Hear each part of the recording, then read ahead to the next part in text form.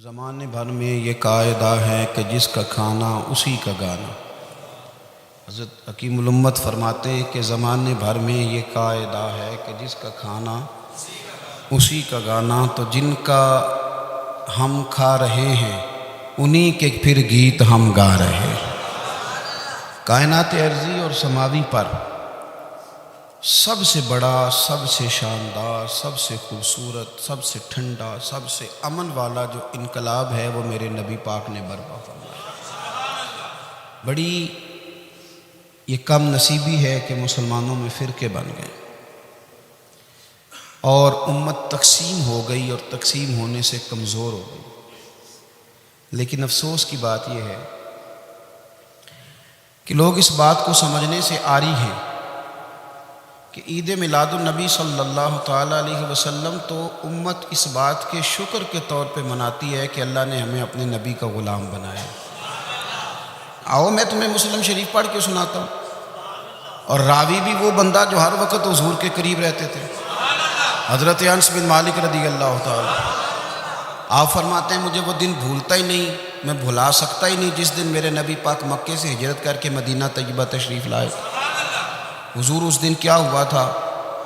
تو حضرت انس بن مالک فرماتے ہیں ساری بیویاں چھتوں پہ چڑھ گئیں، ساری عورتیں اپنے اپنے کام میں مصروف ہوتی ہیں، کوئی کسی وجہ سے چھت پہ چڑھ جائے تو چڑھ جائے، ساری کٹھی تب بھی چڑھتی ہیں جب گلی میں کچھ اور ہو، جب کوئی انوکھی بات۔ ساری بیویاں چھتوں پہ چڑھ گئیں، بچے درختوں کے ساتھ چمٹ گئے، اور فرماتے ہیں کہ 70 کے قریب لوگ حضور کی سواری کے آگے تھے اور باقی سینکڑوں کی تعداد سے سواری کے پیچھے تھے، اور فرماتے ہیں یہ الگ منظر تھا۔ اور یہ مسلم شریف میں نعرہ موجود ہے، مسلم شریف میں یہ صحیح مسلم میں موجود ہے کہ جب حضور مدینے آ رہے تھے تو مدینے والے نعرہ لگاتے تھے یا محمدہ یا رسول اللہ، اور چلتے ہوئے لگا رہے تھے یا محمدہ یا رسول اللہ کا وہ نعرہ لگا رہے تھے۔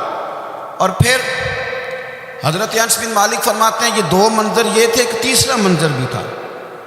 مدینہ شریف کے اندر کچھ قبیلے تھے، آج بھی ایسا ہونا نہیں چاہیے، یہ اسلام نہ صرف اس کو ناپسند کرتا ہے بلکہ اس کی تردید کرتا ہے۔ چھوٹی برادری بڑی برادری آج بھی تقسیم ہے، نہیں ہونی چاہیے۔ عرب کے اندر بھی تقسیم تھی، کچھ قبیلوں کو چھوٹا جانتے تھے، کچھ کو بڑا جانتے تھے۔ ایک قبیلہ تھا بڑا قبیلہ، بنو نجار کا، چودھریوں کا قبیلہ، سیٹھوں نوابوں کا قبیلہ، بڑے لوگوں کا قبیلہ۔ اس قبیلے کی بیٹیاں ایک کونے میں دف لے کے بیٹھ گئی۔ نبی پاک صلی اللہ تعالیٰ علیہ وآلہ وسلم کے غلاموں بات کو سمجھے۔ ایک منظر یہ کہ عورتیں چھتوں پہ، آج ہم منع کریں گے کیونکہ یہ پردے کی آیتیں نازل ہونے سے پہلے کی بات ہے، اب آیتیں آ گئیں، اب ہم یہ اجازت نہیں دیتے۔ عورتیں چھتوں پہ چڑھ گئیں، مرد گلیوں میں نعرے لگانے لگے، اور بنو نجار قبیلے کی بیٹیاں، چھوٹی بچیاں وہ ایک کونے میں دف لے کے بیٹھ گئیں اور وہ پڑھنے لگیں طلع البدر علیہ۔ اب تو میلاد غریبوں میں رہ گیا، ہمارے یہاں فیشن ہو گیا ہے، جب حالات خراب ہوتے ہیں تو لوگ برکت کے لیے میلاد کراتے ہیں، اور جب امیر ہو جاتے ہیں پھر انہیں میلاد کے جائز ہونے کی دلیل ہی کوئی نہیں ملتی۔ پھر وہ یہ فیشن ہے، بندہ تھوڑا سا پڑھ جائے نا دو چار چیزیں تو ہر چیز کو غلط کہنا اس کی طبیعت ہوتی ہے۔ پھر یہ فیشن ہے کہ میری سوسائٹی نہیں ہو گئی، کتابیں نہیں ہو گئیں، فرنیچر نیا ہو گیا، دوست نئے ہو گئے، تو مذہب وہی پرانا۔ اوئے ہوئے کوئی ترقی کرنی چاہیے، پھر وہ ترقی کرتے ہیں بیچارے، اور جن کی پیچھے 10 نسلیں اور 50 نسلیں میلاد مناتی آنے کی اتنی دلیل کوئی نہیں ملی۔ سبحان اللہ۔ جن کی دادی وضو کر کے کھیر پکاتی تھی 11ویں کی، جب امیر ہو جاتے ہیں تو انہیں 11ویں پکانے کی دلیل ہی نہیں ملتی۔ اب آپ امیر ہو گئے میرے بھائی، آپ کا فیشن ہے، یہ طبیعت کا حصہ ہے۔ آپ چاہتے ہیں کہ میں وہ کام کروں جو درویش لوگ، سادے لوگ نہیں کرتے، تم اپنے معاملات کو بچانے کے لیے نعرے لگاؤ تو تمہارے پاس ساری دلیلیں ہیں، لیکن یہ تمہارا نصیبہ ہے کہ تم جھوٹوں کے نعرے لگاتے ہو، لیکن یہ غریبوں کا نصیبہ ہے کہ میلاد والے رسول کا نعرہ لگا۔ یہ غریب کا حصہ ہے۔ لیکن وہ بنو نجار کی بچیاں غریب نہیں، امیر گھرانے سے تھیں۔ انہوں نے جو بات کی اس کو حفیظ جلندری نے لکھا۔ مرحوم کہنے لگے کہ وہ ننھی بچیاں، چھوٹی بچیاں تھیں، کہتے وہ ننھی بچیاں وہاں بیٹھ کر دف بجاتی تھیں اور رسول پاک کی جانب اشارے کر کے گاتی تھیں، اور لوگوں سے کہتی تھیں کہ یہ کوئی ہمارا پیشہ نہیں دف بجانا، ہم تو چودھریوں کی بیٹیاں ہیں، ہم تو بڑے خاندان سے ہیں۔ وہ ننھی بچیاں جو بیٹھ کر وہاں دف بجاتی تھیں، رسول پاک کی جانب اشارے کر کے گاتی تھیں اور کہتی تھی ہم ہیں بچیاں نجار کے عالی گھرانے کی، خوشی ہے آمنہ کے لال کے تشریف لانے، ہمیں بڑی خوشی ہے آمنہ کے لال کے، خوشی ہے آمنہ کے لال کے، خوشی ہے آمنہ کے لال کے، ہمیں خوشی ہے آمنہ کے لال کے تشریف، خوشی ہے بس آمنہ کے لال کے تشریف۔ نبی پاک صلی اللہ تعالیٰ علیہ وآلہ وسلم سے امت کا جذباتی رشتہ ہے۔ یہ پہلے دن سے ابو جہل کب منع کرتا تھا کسی مسلمان کو کہ خانہ کعبہ میں نماز نہ پڑھو، کہتا پڑھو۔ حضرت صہیب ابن سنان رومی سے اس نے کہا کہ آپ اپنے طریقے کے مطابق، مسلمانوں کے طریقے کے مطابق کعبے کے اندر نماز پڑھیں، جو مرضی کریں۔ روکتے تو وہ نبی پاک کے قریب جانے سے تھے، وہ منڈیوں میں بیٹھ جاتے تھے، حضور کے قریب نہ جانا، حضور کے قریب نہ جانا، حضور کے قریب نہ جانا۔ میری بات کو آپ سمجھے اور ہمیشہ یاد رکھیں، امت کا نبی پاک سے جذباتی رشتہ، جذباتی۔ یہ جو رسول اللہ کی امت ہے یہ گناہ گار ہو سکتی ہے پر اپنے نبی کی غدار نہیں ہوتی۔ میں آپ کو صحیح کہہ رہا ہوں، میرے کلین شیو نوجوان کے کان میں آپ جا کے کہیں نبی پاک، چاہے اس نے نماز نہ پڑھی ہو، چاہے اس نے داڑھی نہ رکھی ہو، آپ حضور کا نام لیں اس کے رونگٹے کھڑے ہو جاتے ہیں، اس کی طبیعت، اس کا دل دھک دھک کرتا ہے، اس کی ایک ایک روح سے محمد محمد کی آوازیں نکلتی۔ یہ فیض ہے رسول پاک کا اور یہ کرم ہے اللہ کا اس امت کے ساتھ۔ امیر ملت پیر جماعت علی شاہ صاحب محدث علی پوری فرماتے ہیں ایک جگہ ہندوؤں کا جلسہ تھا، ہندو پنڈت تقریر کر رہا تھا، اس نے نبی پاک صلی اللہ علیہ وسلم کی شان میں معاذ اللہ کو بے ادبی کر دی۔ مسلمان تھے ہی نہیں، ایک مسلمان تھا، وہ ملنگ نہیں ہوتے دوری ڈنڈے والے، اس کے پر رنگین ڈنڈا تھا، وہ کہیں دور بیٹھا تھا، تو اس نے سن لی اسپیکر چل رہا تھا، تو وہ ڈنڈا لے کے تو سٹیج پہ چڑھ آیا۔ وہ کہتا ہے میں نے پنڈت کے سر میں مارا ایک ہی ہے پر مارا ذرا صحیح کر کے، وہ ڈھیر ہو گیا، لوگوں نے گرفتار کر لیا، جیل میں چلا گیا۔ پیر صاحب کہتے ہیں میں ملنے گیا، بندے کو بسم اللہ بھی سیدھی نہیں پڑھنی آتی، سورۃ اخلاص بھی ٹھیک نہیں آتی، ربنا آتینا دعا نہیں کر سکتا، ملنگ ہے۔ میں ملنے گیا اور میں نے کہا یار نہ تو نماز پڑھے، نہ داڑھی رکھے، نہ تو مسجد جائے، پر تو نے کمال کر دی۔ تو کہتے ہیں پیر صاحب چھم چھم رویا اور پنجابی میں کہنے لگا پیر صاحب میں گناہ گار ہاں پر اپنے نبی دا غدار تے نہیں نا۔ یہ گناہ گار اور غدار میں فرق ہوتا ہے، میں گناہ گار ہوں پر یہ تو نہیں نا کسی کی ضرورت کہ میرے سامنے میرے نبی کے بارے میں بات کر دے اور ساڑی اچھی تے سچی سرکار نو گل کر دے۔ یہ بات آپ سمجھیں، دشمن احمد پہ شدت کیجئے، ملحدوں سے کیا مروت کیجئے، شرک ٹھہرے جس میں تعظیم رسول، اس برے مذہب پہ لعنت کیجئے، اور مثل فارغ زلزلے ہوں نجد میں ذکر آیات ولادت کیجئے، اور یا رسول اللہ کی کثرت کیجئے۔ نبی پاک کا پیار امت کے لیے سرمایہ حیات ہے، رسول پاک کے ساتھ امت کا والہانہ رشتہ ہے۔ نبی پاک کے ساتھ والے حضرت خبیب کو گرفتار کر لیا مکے والوں نے، اس وقت غربت تھی اسلام پر، مکے میں سارے لوگ کٹھے ہو گئے اور چوک میں پھانسی دینے لگے حضرت خبیب کو۔ کہنا آسان ہے، کرنا بڑا مشکل ہے، بندہ جیل میں الجھ جائے تو میں نے بڑے بڑے سیانے لوگ معافی مانگتے دیکھے، بڑے بڑے لوگ کہتے دیکھے ہیں کہ یہ کام بڑا، قید تنہائی بذات خود ایک مصیبت ہے۔ آپ کو اکیلا رہنا پڑ جائے نا، یہ لاک ڈاؤن ہوا ہے تو لوگ نفسیاتی مریض بن گئے، اکیلے رہنا، تنہا رہنا کوئی چھوٹا کام ہے۔ حضرت خبیب اکیلے اور مکے کا دور اور چاروں جانب کافر، اور چوک میں جب پھانسی پہ لٹکایا جانے لگا تو ابو سفیان بولے اور بول کے کہنے لگے یار بندہ کوئی کام کر کے بڑا پچھتاتا بھی ہے کہ یار نتیجہ کیا نکلا، تو معاذ اللہ آپ کا بھی نتیجہ تو پھانسی ہے، تو آپ کا کیا خیال ہے؟ یہ آپ یقین کریں کہ لوگ صحیح صحیح ساتھ چلتے ہیں، تھوڑی سی دشواری اٹھانی پڑ جائے تو کہتے ہیں میں گاڑی ٹھیک تھا، پر انہی پتھروں پہ چل کے اگر آ سکو تو آؤ۔ میرے گھر کے راستے میں کوئی کہکشاں نہیں ہے، لوگ نا میٹھا میٹھا کھانا چاہتے ہیں، تھوڑا کڑوا آ جائے تو مصیبت بن جاتی ہے، کہتے ہیں سارے فلانے سے پیار کریں گے تو میں کروں گا، سارے مخالفت بھی کریں گے تو ہم انشاءاللہ پیار ہی کریں گے۔ یہ کیا بات ہوئی کہ ہم زمانے کا رنگ دیکھ کے چلیں گے؟ اب بعض لوگ پچھتا رہے ہوتے حضرت خبیب سے کہا، ابو سفیان نے ابھی کلمہ نہیں پڑھتے تھے، کہنے لگے تو اس وقت پھانسی پہ لٹک رہا ہے اور تیرے نبی مدینے میں اور آرام میں، اور ان کے صحابہ آرام میں، اہل بیت گھر میں، تیرے ذہن میں اگر اس وقت یہ بات ہو کہ اس وقت تیری جگہ پہ وہ ہوتے معاذ اللہ، تو پھر کیا ہوتا؟ مجمع غیروں کا، علاقہ غیروں کا، یہ ٹائم آیا تھا اب نعرہ رسالت لگانے کا، اب ٹائم آیا حضرت خبیب نے نعرہ رسالت لگانا ہے، پر لگانا کس طرح ہے کہ کافر یاد رکھیں۔ حضرت خبیب سے کہنے لگے اگر تیری جگہ حضور ہوتے تو پھر تیرا کیا خیال ہے معاذ اللہ؟ تو حضرت خبیب کہنے لگے تم ابھی بھی نہیں سمجھے؟ ٹھیک ہے میں مکے میں اکیلا ہوں، سارے لوگ مدینے میں ہیں، پر میں پچھتا نہیں رہا، میں تو فخر کر رہا ہوں، میں فخر کر رہا ہوں اس لیے کہ چوری کر کے جان نہیں دے رہا، مدینے والے کی عزت پہ جان دے رہا ہوں، میں فخر کر رہا ہوں۔ فرمایا سن، تو کہتا ہے تیری جگہ حضور ہوتے اور تم انہیں یہاں معاذ اللہ پھانسی پہ لٹکاتے۔ فرمایا سن، میں تو یہ بھی پسند نہیں کرتا کہ میں گھر میں بیٹھا ہوں اور میرے نبی کو ہلکا سا کانٹا بھی چبھ جائے، ہمارا اپنے نبی سے محبت کا رشتہ ہے، ایک کانٹا بھی حضور کے قدم مبارک میں چبھے ہمیں برداشت۔ مجمع ان کا تھا، نعرے لگ رہے تھے، ہم نے مسلمان پکڑ لیا، لیکن حضرت خبیب نے اکیلے، اللہ کرے آپ کو میری بات کی سمجھ آئے، اللہ کرے آپ کو سمجھ آئے، اکیلے جب پھانسی کے تختے کے قریب نعرہ لگایا نا کہ میں تو کانٹا بھی نہیں چبھنے دوں گا اپنے نبی کو، اب سارے ہار گئے۔ اب اس ایک جملے نے نا ان کو شکست خوردہ کر دی، اب بول کچھ نہیں سکتے تھے، گردنیں جھک گئیں، اور جب سناٹا چھایا تو ابو سفیان ساتھ والے سے کہنے لگا باقی ساری باتیں اپنی جگہ پر ہیں، پر اصحاب محمد سے پیار تو بڑا ہی کرتے ہیں، اور وہ کچا رنگ للاری والا جڑا چڑھدا تے لیندا رہندا، اے عشق تیرے دا رنگ محمد چڑھ جائے پھر نہیں لیندا۔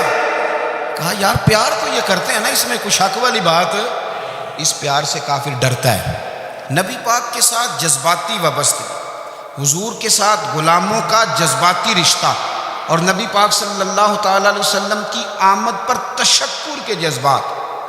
امام راضی نے لکھا ہے کہ حضرت موسیٰ کلیم اللہ علیہ السلام نے تورات کی تختیوں کے اندر ایک امت کا ذکر پڑھا کہ جو امت گناہ کا ارادہ کرے گی تو گناہ لکھا نہیں جائے گا جب تک کر نہ لے، اور نیکی کا ارادہ کرے گی تو رب ان کی نیکی لکھ دے گا، اور جب وہ کر لے گی تو اللہ 10 گنا اجر عطا کرے گا، اور وہ ایسی امت ہوگی کہ جن کے چہرے قیامت کے دن نور کی طرح چمکیں گے، اور وہ امت ہوگی جن کی اللہ تعالیٰ زمین ساری پاک فرما دے گا، جہاں نماز پڑھیں گے نماز ہو جائے گی۔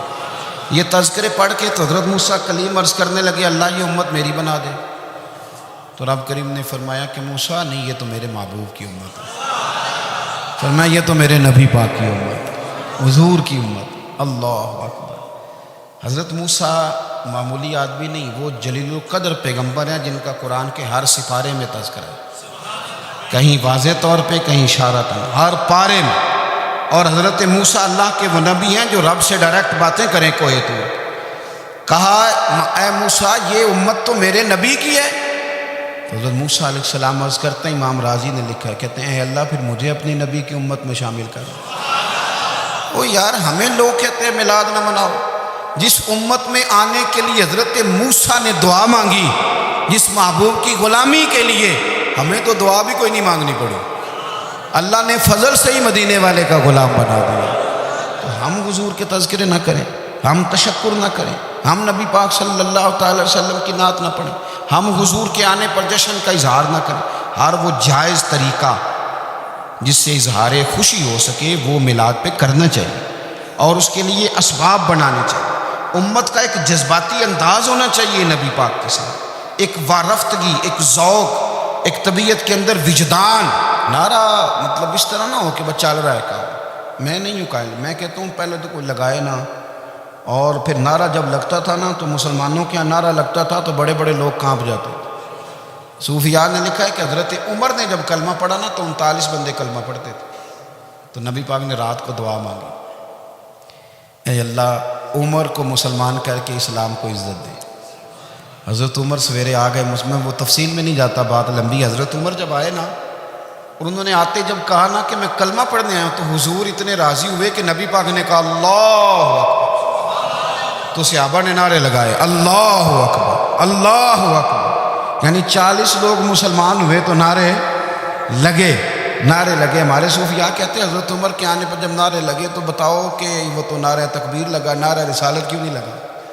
تو کہتے ہیں گویا ہمیں حضور نے یہ سمجھایا ہے، حضور کے اشاروں نے سمجھایا ہے کہ میں اب اپنے نعرے خود تو نہیں نہ لگاؤں گا، میں نے تو اللہ اکبر کہہ دیا، عمر آ گیا ہے، میرے نعرے لگاتا رہے گا، نعرے لگیں گے۔ حضرت عمر نے پہلے دن ہی کہا کہ حضور آپ سچے رسول ہیں تو چھپ چھپ کے نماز کیوں پڑھیں؟